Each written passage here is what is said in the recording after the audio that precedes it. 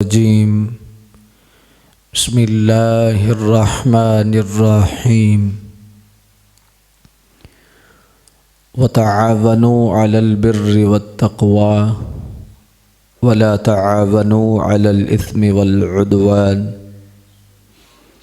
وقال النبي صلى الله عليه وآله وسلم ما الميت في القبر إلا كالغريق المتغوص ينتظر دعوة تلحقه من أب أو أم أو أخ أو صديق فإذا لحقته كان أحب إليه من الدنيا وما فيها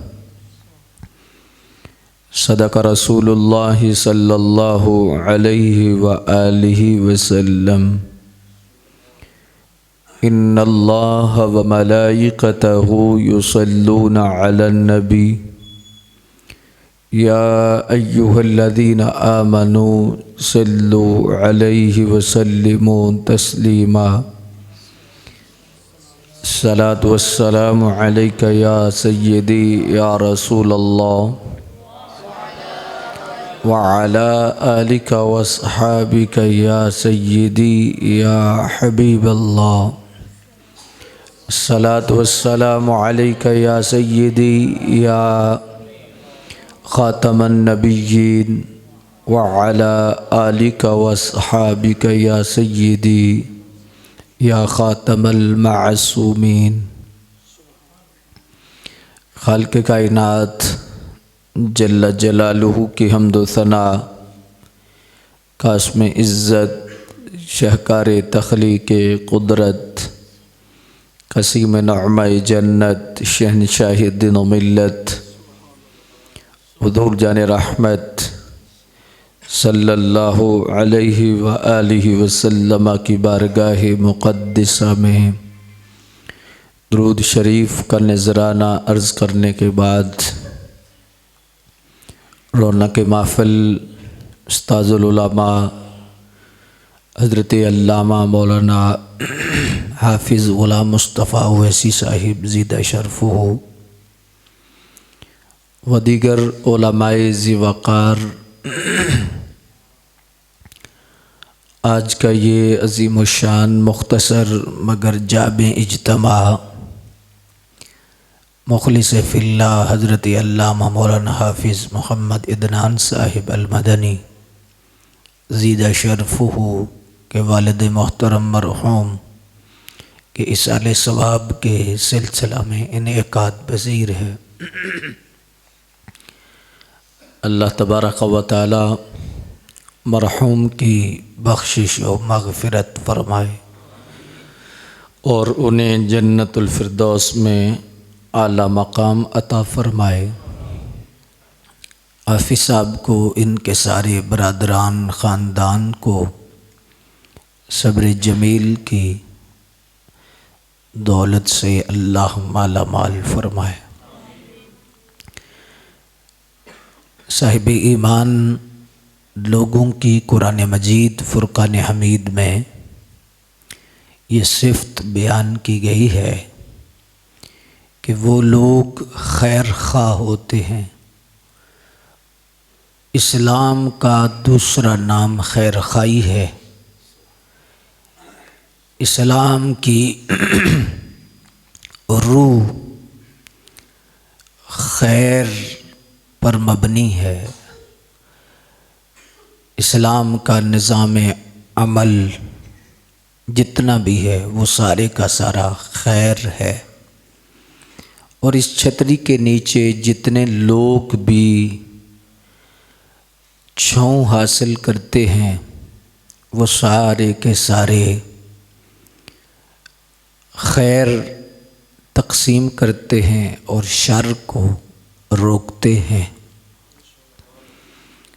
اللہ تبارک و تعالی جل مجد الکریم نے قرآن مجید میں جن صفات حسنہ کا ذکر کیا کہ مومنین کن کن صفات سے مزین ہوتے ہیں، اس میں قرآن مجید میں مختلف جگہوں پر کبھی نماز کی طرف تلقین ہے، کبھی خشیت الہی کی طرف تلقین ہے، کبھی صدقات و خیرات کی طرف راغب کیا جاتا ہے۔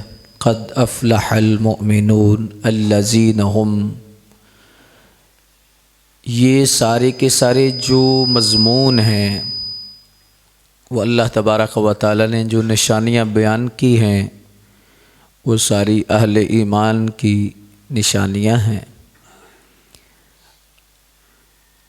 والذین جاءوا من بعدہم، اس جگہ پر یہ سورہ حشر کا ایک مضمون ہے۔ اللہ نے اس موقع پر بھی صاحب ایمان لوگوں کی صفت کا ذکر کیا ہے کہ جیسے وہ نماز میں خشیت والے ہوتے ہیں، حیا والے ہوتے ہیں، طہارت والے ہوتے ہیں، پاکیزگی والے ہوتے ہیں، اس طرح اللہ نے اس آیت مبارکہ میں یہ فرمایا کہ ان کی ایک نشانی یہ بھی ہے والذین جاءوا من بعدہم، جو بعد میں آنے والے ہیں، یقولون ربنا اغفر لنا ولاخواننا الذین سبقونا بالایمان، کہ وہ یہ کہتے ہیں ربنا اغفر لنا، یا اللہ ہماری بخشش فرما، ولاخواننا الذین سبقونا بالایمان، اور ہمارے ان بھائیوں کی بخشش فرما جو ایمان کی حالت میں چلے گئے۔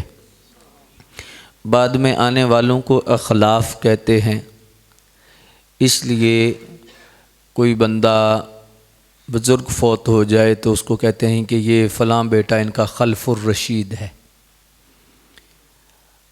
بعد میں آنے والوں کو اخلاف کہتے ہیں اور آگے جانے والوں کو اسلاف کہتے ہیں، سلف صالحین۔ تو اس لحاظ سے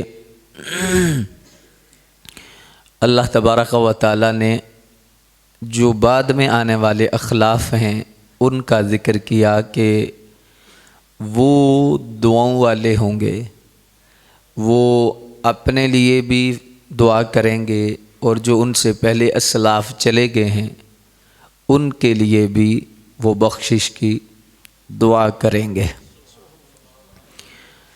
وَلَا تَجْعَلْ فِي قُلُوبِنَا غِلًّا لِّلَّذِينَ آمَنُوا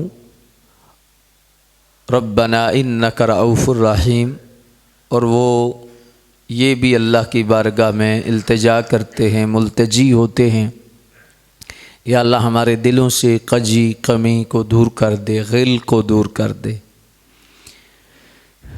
عربی زبان میں غل کا معنی جو ہے وہ بڑا وسیع ہے، لیکن دل کی ساری بیماریوں میں یہ لفظ بولا جاتا ہے کہ دل کے اندر جو بھی بیماریاں ہیں، اور بالخصوص کینہ، حسد، بغض، اس پر یہ لفظ بولا جاتا ہے۔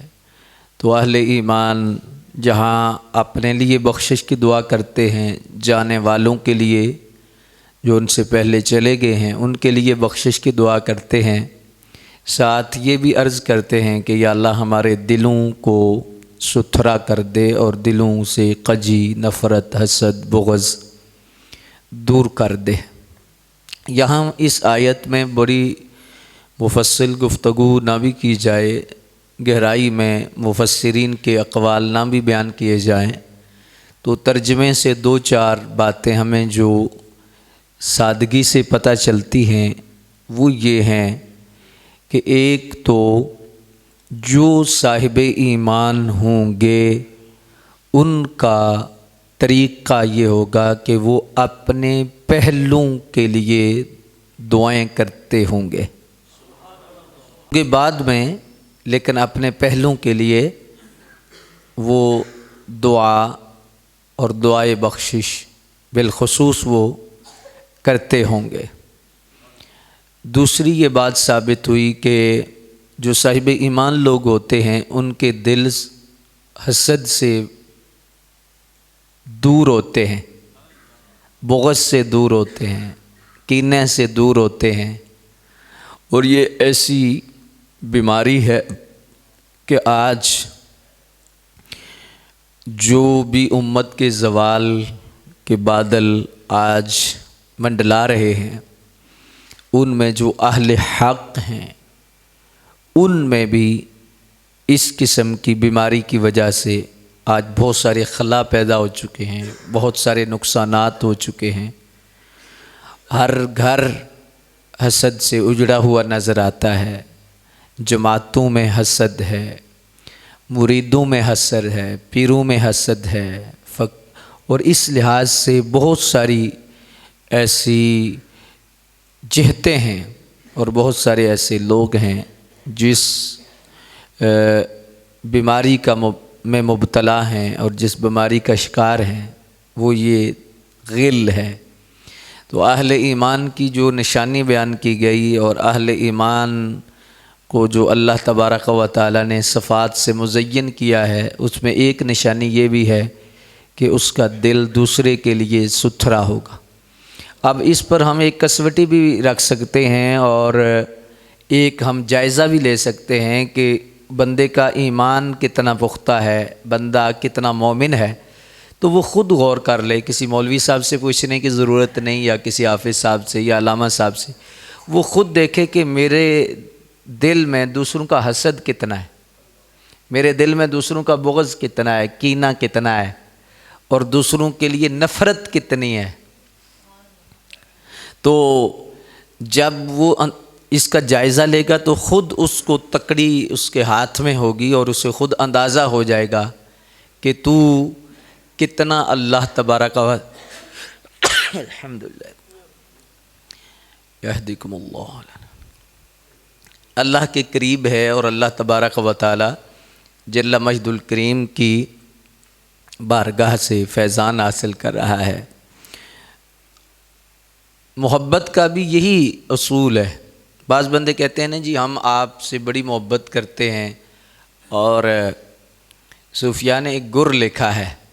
صوفیاء فرماتے ہیں کہ آپ کو اگر یہ اندازہ کرنا ہو کہ فلاں بزرگ مجھ سے کتنا پیار کرتے ہیں، فلاں بندہ مجھ سے کتنا پیار کرتا ہے، تو فرمایا کہ بزرگوں سے جو بندہ محبت کرتا ہے، بزرگ اس سے کتنی محبت کرتے ہیں، اس بندے کو خود اگر اندازہ لگانا ہو تو جتنی وہ محبت کرتا ہے اس سے 4 آنے وہ اوپر ہی بزرگ کرتے ہوں گے۔ یعنی جس کو جتنی محبت ہے، مثلا شیخ صاحب سے محبت ہے، اپنے پیروں سے محبت ہے، اپنے بزرگوں سے محبت ہے، تو وہ پتہ کرنا چاہتا ہے کہ میں تو محبت کرتا ہوں کہ میرے حضرت صاحب بھی محبت کرتے ہیں، میرے استاذ بھی مجھ سے محبت کرتے ہیں، داتا صاحب مجھ سے کتنی محبت کرتے ہیں، غوث پاک مجھ سے کتنی محبت کرتے ہیں، ہاں جی، نبی پاک مجھ سے کتنا پیار کرتے ہیں۔ تو جتنا تجھے پیار ہے اس سے زیادہ انہیں تجھ سے پیار ہے۔ جتنا پیار بڑھتا جائے گا اتنا آگے سے رحمت برکت۔ ہمارے ایک شیخ تھے، بزرگ تھے، تو ان کو کسی نے وہ آگے آ کے دعا آپ کریں اور آپ مجھے یہ چیز دیں، مجھے یہ چیز دیں، تو ہمارے سلسلہ والیہ اویسیہ میں کسی دکان کی طرف توجہ کرنے کی اجازت نہیں۔ بہت ساری رستے میں دکانیں ہوتی ہیں، کشف کی، کرامت کی، فلاں فلاں فلاں، یہ ایک بازار ہوتا ہے۔ تو اس میں ہمارے سلسلے میں یہ حکم ہوتا ہے کہ آپ نے کسی دکان کے پاس رکنا نہیں، کیونکہ ہم کوئی سودا لینے اس رستے پہ نہیں چلے، ہم تو یار لینے جا رہے ہیں، ہم تو اس پاک بارگاہ کے متلاشی ہیں، ہم تو اس بارگاہ میں جانا چاہتے ہیں۔ ہماری منزل خدا و مصطفیٰ ہے، کشف نہیں، کرامت نہیں۔ ہماری منزل کوئی اور ایسی چیز نہیں، مشہوری نہیں، شہرت نہیں، کوئی ایسی چیز نہیں۔ رستے میں یہ چیزیں ملتی ہیں لیکن اللہ والے اس پر توجہ نہیں کرتے۔ جو اہل حق ہوتے ہیں وہ اس طرف دھیان نہیں کرتے اور اس طرف وہ رجوع نہیں کرتے۔ تو ہمارا بالخصوص جو اویسیہ سلسلہ ہے اس میں یہ ہے کہ خدا کے سوا کوئی طلب ہی نہ رکھ. جنت، دوزخ، اللہ اکبر، رضائے خدا، اللہ کی رضا،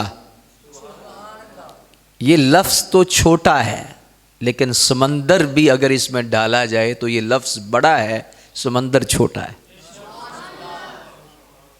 رضائے الہی، کہ آپ کا کوئی اور مقصود ہی نہ ہو، آپ کی کوئی اور تمنا ہی نہ ہو کہ مجھے ولی بن جائیں، بلکہ ہمارے شیخ فرماتے تھے یہ بھی جو خواہش ہے نا کہ میں ولی بن جاؤں، یہ بھی غلط ہے. یہ بھی خواہش ہے کہ میں نیک بن جاؤں، یہ بھی غلط ہے. بس محبوب کے دروازے پر بیٹھے رہو، جو بنا دے وہ ہم بننا چاہتے. حضور غوث اعظم رضی اللہ تعالیٰ عنہ کی ذات گرامی فرماتے ہیں نا، آپ فرماتے ہیں کہ ایک بزرگ کعبہ کی دیوار سے لپٹ کر رو رہے تھے تو اللہ کے لیے لبیک کہہ رہے تھے، تو بار بار آواز آ رہی تھی کہ لا لبیک لک، لا لبیک لک، لا لبیک. کوئی حاضری نہیں، کوئی حاضر نہیں، کوئی حاضر نہیں، کوئی حاضر نہیں. یعنی ادھر سے وہ پکار رہے تھے کہ میں حاضر ہوں، ادھر سے کہا جا رہا تھا کہ کوئی حاضری نہیں، مقبول نہیں تو حضور غوث پاک فرماتے ہیں کسی نے پوچھا بار بار جو جواب آ رہا ہے تو آپ پھر بھی لبیک کہہ رہے ہیں، تو رو پڑے، کہنے لگے اور کوئی دروازہ تو مجھے بتاؤ نا، کہ کوئی اور دروازہ بھی ہے کہ جس پر میں جاؤں گا چاہے وہ مجھے دوزخ میں بھیجے. حضور غوث پاک فرماتے ہیں کہ مخلص بندہ وہ ہے کہ جسے اللہ فرما دے کہ تو دوزخی ہے پھر بھی سجدہ نہ چھوڑے، کیونکہ نہ دوزخ کے ڈر کی وجہ سے سجدہ ہے، نہ جنت کی لالچ کی وجہ سے سجدہ ہے. سجدہ تو اس کا حق ہے جو بندے پر ہے اور بندے نے کرنا ہی کرنا ہے، وہ اس لائق ہے کہ اسے سجدہ کیا جائے. اس ذات کو سجدہ لائق ہے اور بندے کی عزت عظمت اس میں ہے کہ اس کی عبادت کرے. کیا اسے ملتا ہے، کیا نہیں ملتا، اسے قبول کیا جاتا ہے، اسے مردود کیا جاتا ہے، یہ غرضیں بیچ سے نکل جائیں تو تب بندہ ویسی بنتا ہے. اللہ کے رستے پر چلنے والا شخص، اللہ اکبر، کہ اسے غرض ہی کوئی نہیں. تو بہرحال ہمارے شیخ کے پاس ایک بندہ حاضر ہوا، کہنے لگا کہ مجھے کچھ دے دیں، مجھے کچھ عنایت کر دیں.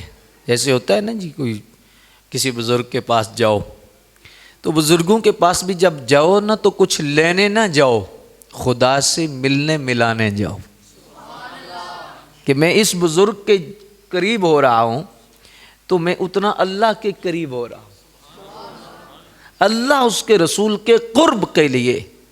اسی لیے مفتی احمد یار صاحب فرماتے ہیں، بلکہ حضرت خواجہ گوہر الدین صاحب جیندر شریف والے، آپ فرماتے ہیں کہ آپ سے کسی نے پوچھا کہ آپ جو مزار پہ جا رہے ہیں کیا اللہ کے ولی کو پتہ ہوتا ہے؟ آپ نے ایک سادہ سا جواب دیا.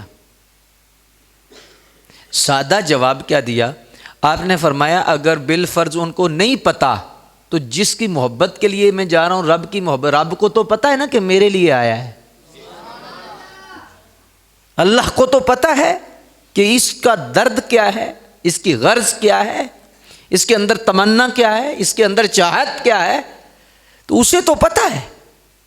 تو میں ولی کے پاس ولی کے قرب کے لیے نہیں گیا، اللہ کے قرب کے لیے گیا، اللہ کی محبت کے لیے گیا ہوں، اور اللہ تبارک و تعالیٰ کو منانے اور راضی کرنے کے لیے گیا ہوں. اور دوسرا فرمایا یہ بات ہر بندے کی سمجھ میں نہیں آتی. مفتی احمد یار صاحب فرماتے ہیں ہر دکان پہ کوئی نہیں جاتا، جس دکان پہ سودا ہوتا ہے لوگ وہیں جاتے ہیں. کو پیش کر دیا کہ حضرت یہ لیں. وہ بندہ گھر لے گیا کہ آج میں رات کو بیٹھوں گا تو پتہ نہیں کون سی خواب آئے گی، آج کون سے رات کو بزرگ مجھے ملیں گے اور اسی پیالے میں سب کچھ ڈال کے مجھے دے دیں گے. ایک دن بھی، 2 دن بھی اس نے کہا ہو سکتا ہے اس بزرگوں نے مجھے کوئی چیز پینے کے لیے دی ہو، کبھی دودھ ڈالتا، کبھی پانی ڈالتا، شہد بھی ڈالا اس میں، پیا کہ اس میں ڈال کے کچھ پینے سے مجھے ملے گا. 1 مہینہ گزر گیا تو کچھ بھی نہ ملا، تو بڑا غصے میں آیا، تو کہنے لگا یہ پیالہ مجھے دے کے بھیج دیا تھا، مجھے تو ملے ہی کچھ نہیں۔ تو آپ نے فرمایا اس کے باہر کچھ لکھا ہوا ہے؟ جی لکھا ہوا ہے جتنا چاہو اتنا پاؤ۔ تو فرمایا کہ اس کا کیا مطلب تو نے لیا ہے؟ اس کا مطلب ہے کہ جتنی مرضی ہوگی اتنا مل جائے گا، تو مجھے تو کچھ بھی نہیں ملا۔ اور فرمایا بھلے اس کا مطلب ہے کہ جتنی تیری چاہت ہوگی اتنا تجھ پہ اللہ کرم کرے گا۔ تو اپنے اندر محبت تو پیدا کر، جتنا چاہو گے، جتنا چاہو گے، چاہت محبت جتنا چاہو گے اتنا پاؤ گے۔ ہماری منزل نہ حاصل ہونے کی ہمارے اندر خود رکاوٹیں ہیں، اور ہماری وہ کامل محبت نہیں جس کی وجہ سے ہمارے راستے ابھی ہموار نہیں ہو رہے اور ہمیں منزل مقصود نہیں مل رہی۔ اللہ اکبر۔ تو اہل ایمان کو اللہ تبارک و تعالیٰ نے یہ صفت دی ہے کہ اللہ تبارک و تعالیٰ کے جو بندے ہوتے ہیں، مومن ہوتے ہیں، وہ دل ان کے صاف ہوتے ہیں، ان کے دل کے اندر بغض نہیں ہوتا، ان کے دل کے اندر حسد نہیں ہوتا۔ آج نا ہم بہت بڑی بڑی تقریریں سننے آتے بھی ہیں اور سنتے بھی ہیں اور نکات سننے آتے ہیں، لیکن اگر ہم غور کریں تو یار یہ چھوٹی سی بات ہے اور کتنی بڑی بات ہے کہ بندہ بن جائے اگر دل صاف ہو جائے۔ دل کو اگر صاف کرنا ہے تو کیا مطلب ہے کہ اپنے رشتہ داروں کے متعلق بھی صاف ہو، اپنے محبین کے متعلق بھی صاف ہو، اور اپنے عزیز و اقارب کے متعلق بھی صاف ہو۔ تو صاف کرنا ہی صلہ رحمی ہے کہ جب آپ صاف ہو کے ان کو قریب کرو گے، بے شک اگلا توڑے گا، آپ جوڑنے کی کوشش کرو گے کیونکہ آپ صاف ہیں، آپ ستھرے ہیں۔ آپ اس سے جا کے بالفرض معافی بھی مانگنی پڑتی ہے تو کہیں یار میرا دل آپ کے لیے صاف ہے، اور بالفرض اگر آپ سمجھتے ہیں کہ میری طرف سے زیادتی ہے تو آپ مجھے معاف کر دیں۔ اللہ کی قسم اگر حدیث شریف پہ آپ غور کریں تو حضور علیہ الصلوۃ والسلام کے فرامین میں یہ چیز موجود ہے۔ اللہ اکبر۔ حضور نے فرمایا ایک بندہ حق پر ہو، مفہوم ہے، ایک بندہ حق پر ہو، اس کی غلطی نہ بھی ہو، لیکن صلہ رحمی کے لیے، رشتہ بچانے کے لیے، رشتہ داروں کو قریب کرنے کے لیے اگر وہ شخص اپنے گھر سے معافی کی نیت سے نکلتا ہے اور کہتا ہے کہ مجھے معاف کر دو، اگلے کے دروازے پہ پہنچتا ہے، تو حضور نے قسم کھا کے ارشاد فرمایا اللہ اس بندے کو جس نے حق پر ہونے کے باوجود دوسرے سے معافی مانگی، اللہ اس کی فوراً بخشش فرما۔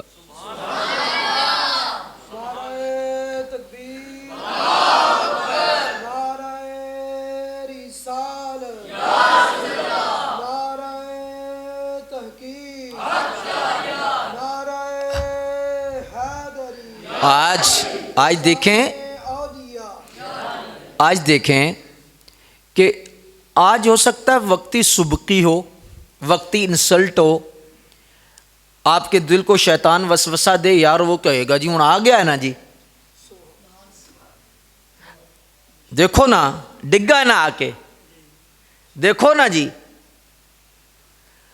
وقتی اس کی ٹور بن جائے گی، وقتی اس کی سبقی اور انسلٹ ہوگی، لیکن ابدی زندگی کا اتنا بڑا فائدہ اس بندے نے کما لیا ہے۔ مرنا تو ایک دن ہے نا، جانا تو ایک دن ہے نا، تو اتنا فائدہ اس بندے نے کما لیا ہے کہ اس بندے نے ایک تھوڑے سے عمل کی وجہ سے اپنی پچھلی پوری تختی صاف کرا لی۔ تو اپنے رشتہ داروں میں، عزیز و اقارب میں اللہ اکبر کوشش کریں کہ ایک دوسرے سے درگزر اس کو معاف کریں، اور جو بندہ معافی مانگنے آئے اس کے لیے بھی حدیث شریف سنیں آپ، جس کا مفہوم ہے۔ حضور نے فرمایا کوئی بندہ معافی مانگنے آتا ہے تو فرمایا اس کو چاہیے، جس کے گھر پہ آیا، جس کے دروازے پہ آیا ہے، فرمایا اس بندے کو بھی چاہیے کہ وہ اللہ کے لیے اسے معاف کر دے، بے شک کتنا بڑا ہی اس نے قصور کیا ہو۔ تو فرمایا اللہ اس دن اسے معاف کرے گا جس جن بڑے بڑے لوگ اس کے دروازے پر معافی کے لیے بیٹھے ہوں گے، اللہ سب سے پہلے اس بندے کو معاف کر دے گا جس بندے نے کسی بندے کو جلدی معاف کیا ہوگا۔ بعض بندوں کا دل سخت ہوتا ہے، نہیں جی نہیں جی ہو ہی نہیں سکتا جی، میں دے نال اے کیتا تے نے اے کیتا ہے۔ فلاں بندوں کی عادت ہوتی ہے نا، دیکھو نا جی او میں تے ہر ویلے دے نال بھلائی کیتا ہے تے انہیں کی کیتا ہے میرے نال، میں نے تو یہ کیا ہے۔ بعض بندے ہمارے پاس بھی آ کے شکایتیں کرتے ہیں اور کہتے ہیں دیکھو حضرت صاحب میں تو ہر بندے کے لیے اچھا ہوں لیکن پتہ نہیں کیا بتایا ہے کہ بندے مجھے رسپانس نہیں دیتے بندے۔ تو میں اسے عرض کرتا ہوں کہ اللہ کے بندے تو نے سودا بندوں سے کیوں کیا ہے؟ جو بندوں سے کرتا ہے وہ مایوس رہتا ہے، تو سودا اس دربار سے کر جس سے کوئی خالی نہیں رہتا۔ تو نے کیوں بندے کو راضی کرنے کی کوشش کی؟ میں ابھی 1 منٹ کے لیے آدھا پونا گھنٹہ میں آپ کو راضی کرتا رہوں تو وہ بھی ہو سکتا ہے 10 بھی راضی ہوں اور وہ بھی آدھے ہوں، اور آدھے بھی راضی ہوں اور کل بھول جائیں، تو کیوں نہ میں آدھا گھنٹہ اس کو راضی کروں جس کے راضی کرنے سے جگ راضی ہو جاتا ہے۔ آپ کسی رشتہ دار سے جا کے ملتے ہیں، کسی کے پاس بیٹھتے ہیں، کسی سے معافی مانگتے ہیں یا کسی سے بلا کرتے ہیں، آپ کسی کے ہاتھ میں کچھ رکھ دیتے ہیں، لیکن طلب اور تمنا یہ نہیں رکھتے کہ یہ بندہ کیا کہے گا۔ بندہ آگے شکریہ بھی ادا نہیں کرتا، اللہ اس پہ حق ہے کہ وہ شکریہ ادا کرے لیکن نہیں بھی کرتا، تو فرمایا مخلص وہ ہے کہ جسے دل میں ذرا بھی نہ آئے کہ یہ تو مسکرا کے بھی نہیں ملا، یار یہ تو فلاں جگہ ملا تھا، اللہ میں نے اس پر اتنا احسان کیا ہے، اس نے تو کھڑے ہو کے مجھے سلام بھی نہیں کیا۔ فرمایا وہ مخلصین میں نہیں ہے۔ فرمایا تو اس کے لیے کیوں کر رہا ہے؟ تو نے تو جب سے کیا ہے اللہ نے تیرے اکاؤنٹ میں اسی وقت سے اجر بھیج دیا ہے۔ تو ہم نے کام کس کے لیے کرنا ہے یا کس کو راضی کرنے کے لیے؟ آج ہمارے گھروں میں نا بہت سارے مسائل ہیں، دل خون کے آنسو ہوتا ہے، بھائی بھائی سے دور ہو رہا ہے، اور اس طرح کے انتشار افتراق اور اس طرح کے وسوسے، بہت ساری کسر ڈبہ پیروں نے نکال دی ہے، یہ جو روحانی رستے ہیں انہوں نے نکال دی ہے کہ اے جی یہ ہو گیا یہ ہو گیا ہے۔ اللہ گواہ ہے، علم کا انکار نہیں، لیکن جتنا شور ہے اتنا زور نہیں۔ ہر دوسرے گھر میں مجھے پتہ نہیں کسی نے کچھ کر دیا ہے، مجھے پتہ نہیں کسی نے کچھ کر دیا ہے، مجھے پتہ نہیں کسی نے کچھ کر دیا ہے۔ او اللہ کے بندے تیرا ایمان اتنا کمزور ہے، تو کس نبی کا امتی ہے جی؟ تو اس نبی کا امتی ہے جس کے امتی تو جب دریاؤں پہ گھوڑے ڈالتے تھے تو دریا رستے دے دیتے تھے۔ تو آج کس ایک چھوٹے چھوٹے وہم میں مبتلا ہے، کن کن چیزوں میں تو مبتلا ہے؟ اللہ کے بندے اس چیز کو چھوڑ۔ یہ ماضی قریب میں مجھے ایک مرتبہ نہیں کئی مرتبہ فون آئے، لوگ پوچھتے رہتے ہیں ہمارے ایک سگا بھائی ہے، اب جو ایک خون ہے نا، ایک خون ہے، اب بھائی اور بھائی جو ماں کے جائے ہوں، والد کے بیٹے ہوں، اب کوئی فرق ہے؟ لیکن ہوا کیا کہ انہوں نے کیا کہا، ایک کا فون آتا ہے کہ ہمارے گھر کل سے مٹھائی آئی ہے تو ہم کھا لیں، اب اندازہ لگائیں ہم کھا لیں۔ تو میں نے کہا کیا ہوا کھا لیں مٹھائی، کیونکہ کسی کو شوگر ہے یا ڈاکٹر نے منع کیا ہوا ہے؟ مجھے اس گرائی کا بعد میں علم ہوا، کہنے لگا کہ ہم یہ پوچھنا چاہتے ہیں کہ انہوں نے کچھ پڑھا تو نہیں ہے۔ مجھے یہ اندازہ ہوا کہ ہمارا ذہن کتنا گر چکا ہے۔ بالفرض پہلے تو یہ وہم ہوتے ہیں، گمان ہوتے ہیں، کسی نے کچھ پڑھا نہیں ہوتا اور نہ کوئی ایسی چیز ہوتی ہے۔ بالفرض اگر کوئی پڑھا بھی ہے تو اس نبی کا کلمہ پڑھنے والا ہے جو بسم اللہ الذی لا یضر مع اسمہ شیء، تو کیا ہوتا ہے پھر؟ وہ کرتوتوں کی بے برکتیاں تو گھروں میں آنی ہے۔ ساری رات ڈرامہ چلتا رہے تو برکت ہوگی، فجر ٹائم ایک بندہ بھی نہیں اٹھا برکت ہوگی، رات کو لیٹ سونا صبح لیٹ اٹھنا برکت ہوگی۔ اب ہم کسی پیر کے پاس چلے جائیں کہ ہمارا حساب لگائیں کہ ہمیں کچھ کسی نے کیا ہوا ہے جی، تو پیر صاحب ایسے ہوں جو حق گوئی والے ہوں، ہاں بندے دے پتر بنو، نماز پڑھتے ہو، قرآن پڑھتے ہو، بچے صبح اٹھتے ہیں، تمہارے گھروں میں معاملات کیسے ہیں؟ ایسے ہی ہے نا؟ تو ہم جتنے معاملات ہیں ہم اللہ اس کے رسول کی نافرمانی میں کرتے ہیں، ڈال تویزوں پہ دیتے کہ ہم پہ پتہ نہیں کسی نے کچھ کر دیا ہے. ہو سکتا ہے ایسا، اس کا انکار نہیں ہے، لیکن بھائی پہلے ہم نے اپنی چارپائی کے نیچے بھی تھوڑا سا ڈنڈورا پھیرنا ہے نا، کہ یہ جتنی بدبو آ رہی ہے یہ محلے والوں نے نہیں بھیجی، یہ تیری چارپائی کے نیچے چوہا مرا ہوا ہے، اس چوہے کو پہلے صاف کر. لیکن ہم کیا کرتے ہیں کہ یہ پتہ نہیں بدبو پڑوسی سے آ رہی ہے، یہ بدبو کہیں سے آ رہی ہے، یہ کہیں سے آ رہی ہے، کہیں سے نہیں آ رہی. اپنی پہلے چارپائی کو دیکھو، اپنے واش روم کو دیکھو، اپنے ڈرائنگ روم میں دیکھو، تمہارے ڈرائنگ روم میں تو چوہا مرا ہوا ہے کہ جس کی بدبو آ رہی ہے. اور پھر ہم نے چوہا نہیں نکالنا، ہم نے کیا کرنا ہے؟ ہم نے اگربتی لگانی ہے، ہم نے ایئر فریشر مارنا ہے. کیسے؟ سورہ بقرہ پڑھا دی، درود تنجینہ پڑھا دیا، سورہ طارق پڑھا دی، درود شریف پڑھا دیا، آیت کریمہ پڑھا دیا. یہ اگربتی ہے، اس کی خوشبو تو ضرور ہے، لیکن جب تک چوہا نہیں نکالو گے گھر کا ماحول ٹھیک نہیں ہوگا. وقتی اگربتی سے فائدہ ضرور ہوگا، وقتی افاقہ ہو جائے گا کہ اگربتی جب خوشبو رکھتی ہے تو رب کے کلام میں کیا نور نہیں ہے، کیا رحمت نہیں ہے، کیا اللہ کے کلام میں وہ خوشبو نہیں ہے وقتی افاقہ ہوگا. لیکن بھائی اگر تو چاہتا ہے کہ تیرا گھر سکون والا ہو، خوشبو والا ہو، تو پہلے چوہا نکالنا پڑے گا. آواز آئے گی چوہا کون سا ہے؟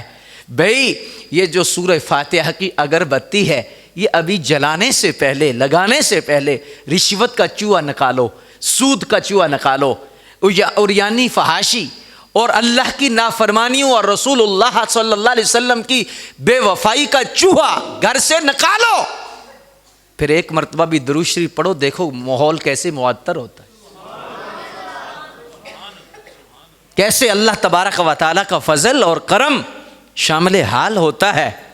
لیکن مقتدر سامعین حضرات، ہم نے سارا کچھ ڈال دیا ہے کس پر؟ کہ پتہ نہیں کسی نے کچھ کر دیا ہے. یہ بھائی کسی نے کچھ نہیں کیا، اگر غور سے دیکھے گا تو نے خود ہی کچھ کیا ہوا ہے. یہ پہلے دن والا تویز تھا جو نے مہندی پہ ڈالا تھا. ہاں جی، بچے بچیوں کا اکٹھے ناچنا، یہ وہ تویز تھا. یہ رات کو جو ڈرامہ چلتا ہے یہ وہ تویز ہے. یہ جب وہ بات کرتا ہے تو بات بات پہ جھوٹ بولتا ہے، گالی نکالتا ہے، یہ وہ تویز ہے. اور تو خود ہی نکال سکتا ہے، اور کوئی پیر صاحب نہیں نکال سکیں گے. اللہ اکبر. تو اس لحاظ سے والذین جاءوا من بعدهم یقولون ربنا اغفر لنا ولاخواننا الذین سبقونا بالایمان. دو نشانیاں ہیں، ایک تو صاحب ایمان دوسروں کے لیے خیر خواہی رکھتے ہوں گے، دعا کرتے ہوں گے، دعائے بخشش کرتے ہوں گے. دوسری نشانی بندے مومن کی ہے، اس کا دل ستھرا ہوگا، اس کا دل صاف ہوگا. اچھا، یہاں پر رک کر میں اسی آیت کے لیے مزید آپ کی توجہ کا طلبگار ہوں. میں اور آپ اگر ہمارے دل میں غل ہو، میری حافظ صاحب کے متعلق ہو، میرا ایمان کامل. علامہ صاحب کے متعلق میرے دل میں کھوٹ ہو، میرا ایمان کامل. یہ مومن کی نشانی نہیں ہے. اب مجھے بتاؤ کہ وہ بندہ مومن ہو سکتا ہے جو پہلی پوری امت بالخصوص صحابہ یا اہل بیت کا بغض دل میں رکھے اور کہے میں مومن ہوں؟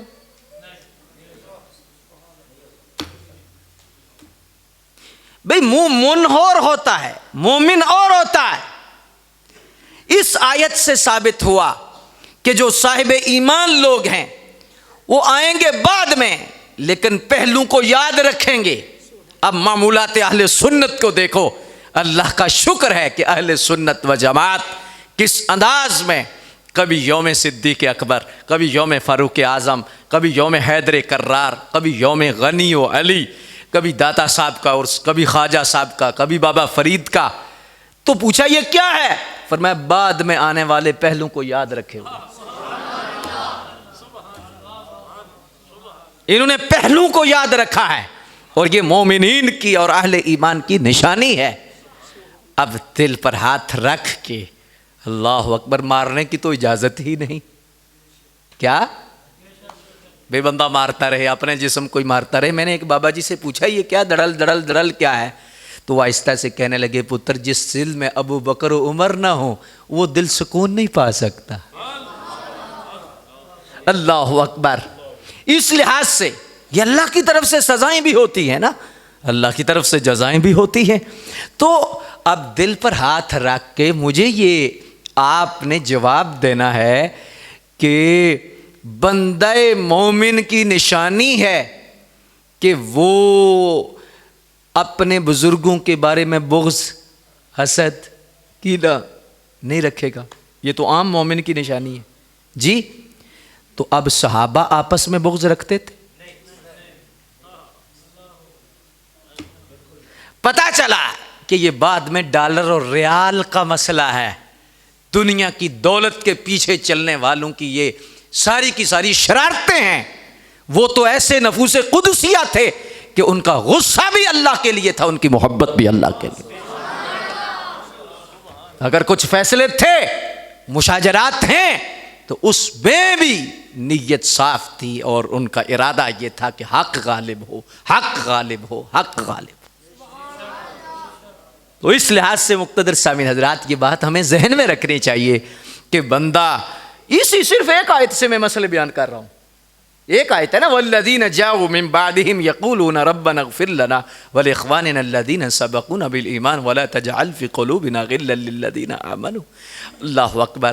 پتہ چلا کہ جو کہے کہ اہل بیت کا صحابہ سے بغض تھا یا صحابہ کا اہل بیت سے بغض تھا، اب 1400 سال کے بعد ہم اس آیت کے مصداق نہیں ہو سکتے، تو وہ نفوس قدسیہ جن کے ہوتے ہوئے قرآن نازل ہوا اور اللہ نے فرمایا کیا آمنوا کما آمن الناس، اس طرح ایمان لاؤ جس طرح یہ لوگ ایمان لائے۔ معیار ایمان وہ ذوات قدسیہ تھی، وہ صحابہ تھے، وہ اہل بیت تھے۔ فرمایا کس طرح ایمان لاؤ؟ اس طرح ایمان لاؤ، اس طرح ایمان لاؤ، اس طرح ایمان لاؤ۔ تو جن کو رب معیار ایمان بنا رہا ہے، کیا ان کے آپس میں دشمنیاں ہوں گی؟ کیا ان کے آپس میں بغض ہوگے؟ کیا ان کا آپس میں غل ہوگا؟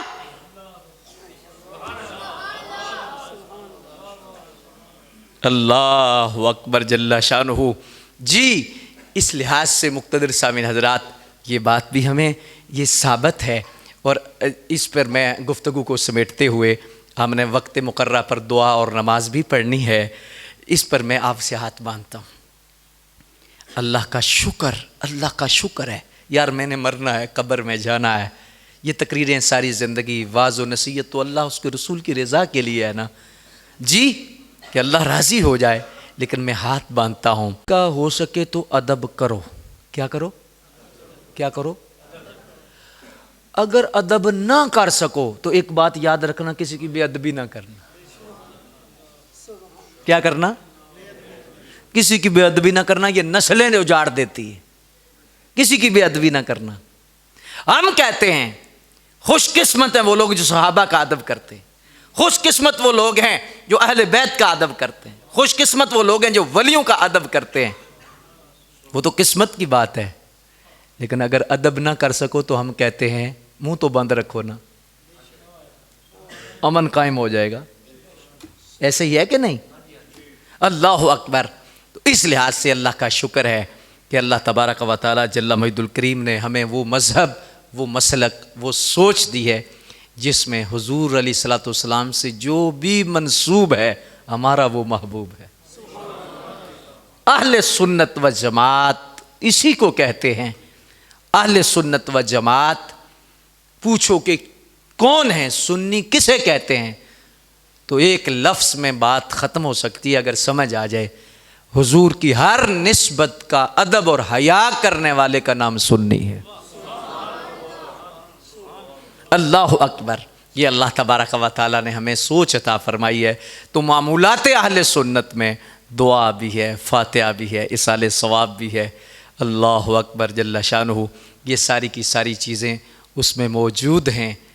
تو اس لحاظ سے مقتدر سامعین حضرات، مفتی احمد یار صاحب ایک بات لکھتے ہیں، آپ فرماتے ہیں کہ اگر اس زمانے میں، یہ 100 سال پہلے کی بات لکھی ہوئی ہے، فرماتے اس 100 سال پہلے، آج تو فتنے زیادہ ہیں، فرماتے تھے کہ اگر اس زمانے میں تم اہل سنت و جماعت کے مسلک پر ہو تو پھر روزانہ 2 نفل پڑھ کے اللہ کا شکر ادا کرو کہ یا اللہ بڑے بڑے لوگ پل سے گر گئے ہیں اور تو نے ہمیں سیدھے رستے پہ ہی رکھا ہوا ہے، تو نے ہمیں اہل حق کے ساتھ ہی رکھا ہوا ہے۔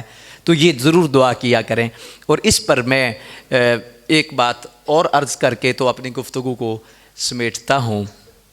بہت اچھی بات ہے کہ علامہ صاحب کے والد محترم کے لیے ہم سب دعا کریں گے اور ان کے لیے دعاؤں کا سلسلہ جاری رہے گا۔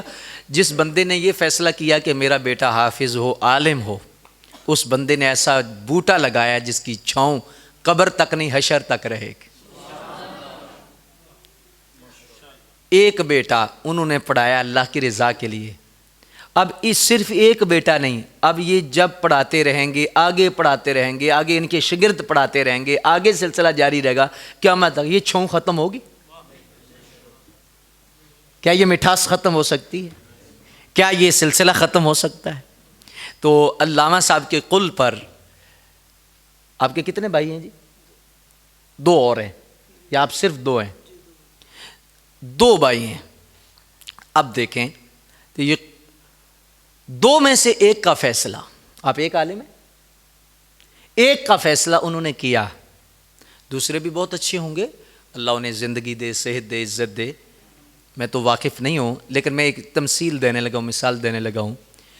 بالفرض یہ جو 2 بیٹے ان کے ہیں اور ایک کا انہوں نے فیصلہ کیا کہ قرآن کے حافظ بنائیں گے، عالم بنائیں گے۔ اب اگر آج ان کی قبر کے ساتھ کان لگا کے پوچھو کہ کون سا فیصلہ اچھا تھا، تو آواز آئے گی ابھی سستی کی ہے، دونوں کو بنا دیتا تو اچھا تھا، دونوں ہی بن جاتے تو اچھا تھا۔ ایک کی ٹھنڈک اتنی ہے قبر میں، تو اگر دوسرا بھی ہوتا تو کتنا فائدہ ہوتا۔ اس قول پر یہ پیغام ہے کہ آپ کو اللہ نے بچے دیے ہیں، اولاد دی ہے، تو اس کی رضا کے لیے اللہ کے رستے میں بھی خرچ کرو۔ اللہ کے رستے میں خرچ کرنے کا مقصد یہ نہیں ہوتا کہ جیب سے پیسے نکال کے دو، اولاد بھی رزق ہے، تمہارے اخلاق بھی رزق ہیں، تمہارا ہنر بھی رزق ہے، یہ ساری چیزیں، ہر چیز جو اللہ نے صلاحیت دی ہے وہ اللہ کے رستے میں خرچ کرنی چاہیے، اور جتنی خرچ کرو گے اتنی بڑھتی رہے گی۔ جس کنویں سے پانی نکلتا رہے گا وہ پانی میٹھا بھی رہے گا، پانی ٹھنڈا بھی رہے گا، پانی برکت والا بھی رہے گا، کثرت والا بھی رہے گا۔ اور جب سے کنویں سے آپ نکالنا چھوڑ دیں گے 2-4 سال کے بعد پانی گندا بھی ہو جائے گا، اور دوسرے نمبر پر پانی کی کثرت ختم ہو جائے گی اور پیچھے سوتے بند ہو جائیں گے۔ تو یہ قانون قدرت ہمیں پتہ چلا کہ جو بھی چیز جتنی خرچ کی جائے پیچھے دریا اور بہتے رہتے ہیں۔ تو صرف اور پیسہ ہی ہم نے رزق سمجھا ہے۔ جب خرچ ہوتا ہے نا کہ اللہ کے راستے میں خرچ کرو، وَمَا لَن تَنَالُوا الْبِرَّ حَتَّى تُنْفِقُوا مِمَّا تُحِبُّونَ، یہ ہے کہ تم اس وقت تک نیکی کو نہیں پہنچ سکتے جب تک تم پیاری چیز خرچ نہ کرو۔ تو بعض دفعہ 5000 پیارا ہوتا ہے اور بعض دفعہ اور بھی کچھ چیزیں پیاری ہوتی ہیں۔ تو جو بھی پیاری ہو، رب سے عرض کرو اللہ تجھ سے پیارا کوئی بھی نہیں، رسول اللہ سے پیارا کوئی بھی نہیں، تو یا اللہ تیری رضا کے لیے۔ تو اب بیٹے بھی تو رزق ہیں نا، تو اللہ نے کہا کہ خرچ کرو، اور خرچ بھی وہ کرو جو سب سے ستھرا ہے، ہاں جی، سب سے جو اعلیٰ ہے وہ رب کے راستے میں خرچ کرو۔ یہ نہیں کہ سکولوں حافظ جی یہ سکول جاندہ نہیں نے بڑا تنگ کیتا تھا، کیا چلو انہوں درس چی پا دیو جی، یہ تو پھر اللہ اس کے رسول کا فضل ہے کہ قرآن اور فیض ہے مسجد کا اور سپارے کا اور اللہ کے کلام کا فیض ہے کہ بعض دفعہ بہت سارے بگڑے لوگ بھی جب اس نور میں آتے ہیں تو جنہیں زمانہ قبول نہیں کرتا، اللہ مصلی پہ کھڑا کر کے زمانہ پیچھے کھڑا کر دیتا۔ یہ تو اس کی اپنی کرم نوازیاں ہیں اور اس کی مہربانیاں ہیں اور اس کا اپنا فضل ہے، اللہ اکبر۔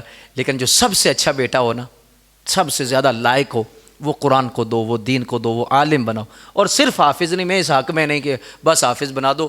90% ہمارے بچے ضائع ہو رہے ہیں کہ جب حفظ کر جاتے ہیں پھر اسکولوں میں چلے جاتے ہیں، کالجوں میں چلے جاتے ہیں.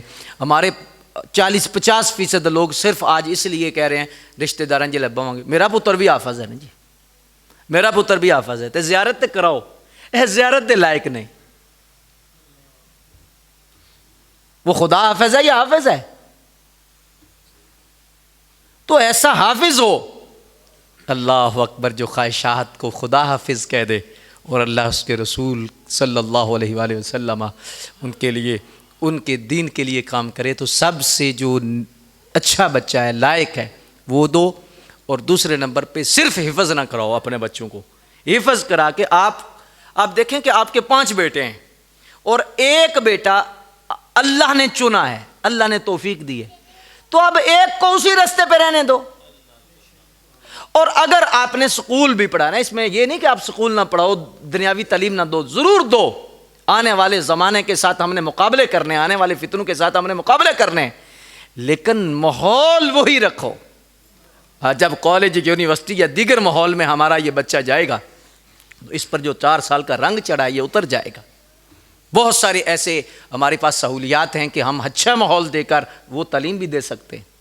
تو اس لیے اپنے بچے کو دنیاوی تعلیم حفظ کے بعد ضرور دو، لیکن میرا مشورہ ہے کہ کامیاب بچہ وہ ہوتا ہے جو حفظ کے بعد درس نظامی کرتا ہے، کتابیں پڑھتا ہے، قرآن سیکھتا ہے. قرآن پہلے تو طوطے کی طرح اس نے یاد کیا ہے، اب اس کو 8-10 سال لگاؤ کہ قرآن نے کیا کہا ہے، قرآن کہتا کیا ہے. اور اس حافظ قرآن کے والدین کو تاج پہنایا جائے گا. علامہ صاحب سے پوچھیں، جو حلال کو حلال جانتا ہے، حرام کو حرام جانتا ہے اور اس پہ عمل کرتا ہے. یہ نہیں کہ لگڑ بگڑ جتنے حافظ ہیں سب کے باپ کو تاج پہنایا جائے گا، نہیں. وہ جو حافظ قرآن ہیں اور پھر حلال کو حلال اور حرام کو حرام سمجھتے ہیں اور پھر کوشش بھی کرتے ہیں. تو اس لحاظ سے اپنے بچوں کو درس نظامی بھی کروائیں.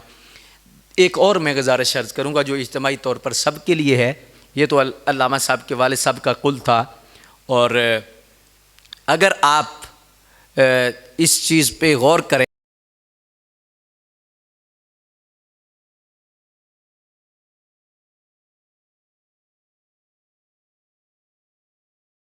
کوئی نہیں. آپ نے آج اس 10ویں پہ بنایا، میں ہر ختم پہ تو آ سکتا نہیں اور نہ پہنچ سکتا ہوں، آیا جا نہیں سکتا. محبت تو سب سے ہے، لیکن یہ ہے کہ پھر مجبوریاں ہوتی ہیں. آج ہم صبح 7 بجے سے کشمیر سے چلیں اور ابھی 12:30 بجے پہنچے. رستے میں صرف وضو کیا ہم نے اور یہاں پر حاضر ہوئے ہیں، تو ہر جگہ تو پہنچ نہیں سکتے.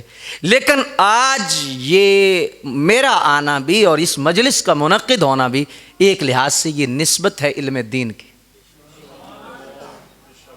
دین کی برکت ہے، اور دین کے صدقے سے اللہ تبارک و تعالیٰ نے ہمیں یہ ماحول بھی عطا فرمایا ہے. تو اب اس لحاظ سے میں آخری بات عرض کر کے اجازت چاہوں گا اور پھر دعا کر کے نماز پڑھتے ہیں. ہم ایک گزارش کروں گا کہ بہت اچھی بات ہے کہ علامہ صاحب کے والد صاحب کے لیے یہ بھی پڑھیں گے، آپ بھی پڑھیں گے، دعا کریں گے. آپ رات کو جا رہے ہوں 3-4 بندے، آپ نے سفر تو کئی مرتبہ کیا ہوگا، ظاہر ہے کہ ہر بندے کو تجربہ ہوگا. اب 3 بندے ہیں تو ٹارچ ایک ہے. کتنی ہے؟ ٹارچ ایک ہے. تو اب ظاہر ہے کہ تینوں بندے ایسے کٹھے تو چل نہیں سکتے. اب ایک پیچھے ہوگا، ایک ادھر سائڈ پہ ہوگا، ایک ادھر ہوگا، ایک آگے ہوگا. اب جب پیچھے والے کے پاس ٹارچ ہوگی تو کیا آگے والا صحیح رستہ دیکھ سکے گا، چل سکے گا؟ اسے دقت ہوگی کہ نہیں ہوگی؟ ہوگی نا. یہ بڑی اچھی ٹارچ ہے، دعا کی، فاتحہ کی، ایصال ثواب کی ٹارچ پیچھے سے جائے، لیکن حکم ہے اپنی زندگی میں خود ٹارچ لے کے جا، خود سجدے کا نور لے کے جا، خود نیک اعمال کی ٹارچ تیرے آگے ہو، وہ آ جائے گی پیچھے سے بھی روشنی، لیکن تجھے ایک لمحے کے لیے بھی دقت نہیں ہوگی جب تیرے پاس سجدے کا نور ہوگا اور تیرے پاس اللہ اس کے رسول کی رضا کا نور ہوگا. تو اس لیے میں آج یہ گزارش کر کے اختتام کرنا چاہوں گا. اللہ اکبر. وہ یہ کہ ماشاءاللہ یہ کل اتنا ضروری نہیں، 10واں اتنا ضروری نہیں، ختم اتنا ضروری نہیں جتنی فجر کی نماز ضروری ہے. ہو سکتا ہے کچھ ہم میں ایسے بندے ہوں، ویسے تو آپ مجھ سے سب اچھے ہیں اور میں آپ کو اچھا سمجھتا ہوں، مجھے صرف کرسی نے تھوڑا سا اونچا کیا ہے اور ایک منصب نے اونچا کیا ہے، ورنہ آپ مجھ سے اچھے ہیں۔ میں تو وہ جو شخص بھی ملتا ہے میرے دل میں ہوتا ہے کہ اس سے اچھا ہے۔ کیوں؟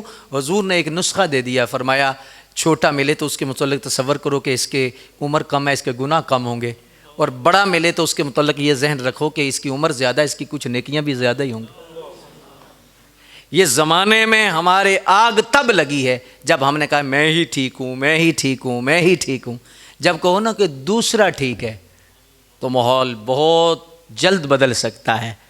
تو آپ اچھے ہیں، لیکن میں آپ سے عرض کروں کہ ہو سکتا کوئی بندہ ایسا ہو جس نے فجر نہ پڑھی ہو، اس سے سوال ہے کہ یہ ختم ضروری ہے یا فجر؟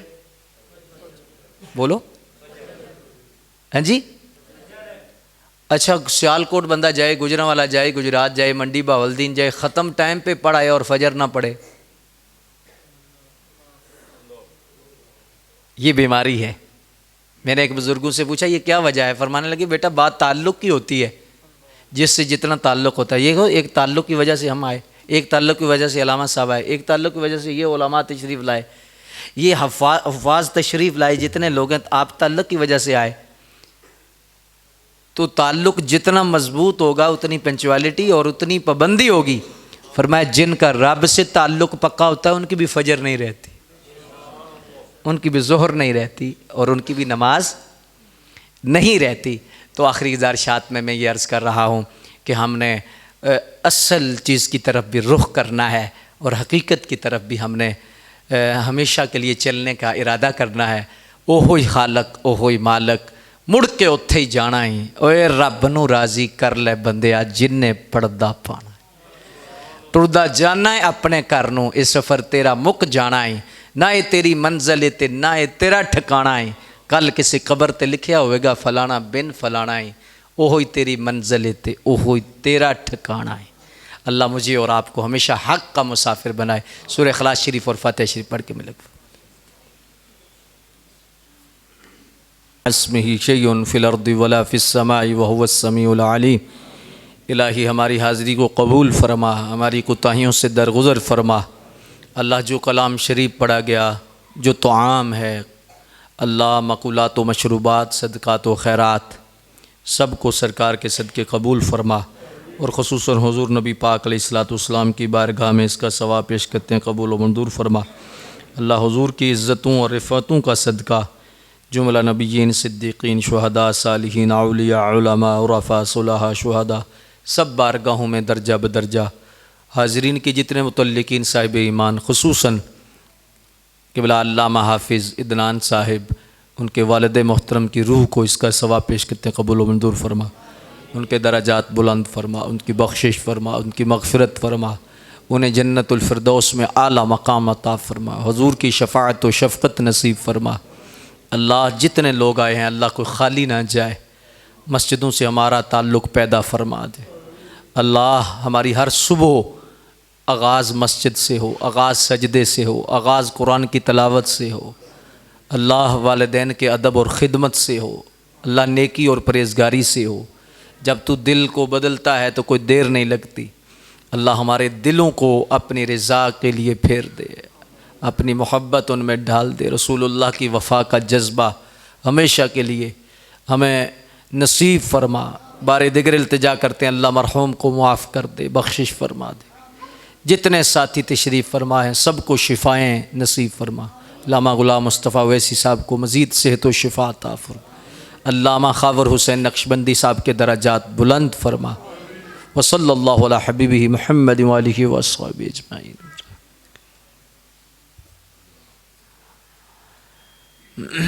آپ صفیں، لیکن جن کے پاس کوئی جا رہا ہے ایسے ہی نہیں جا رہا جی، کوئی سودا تو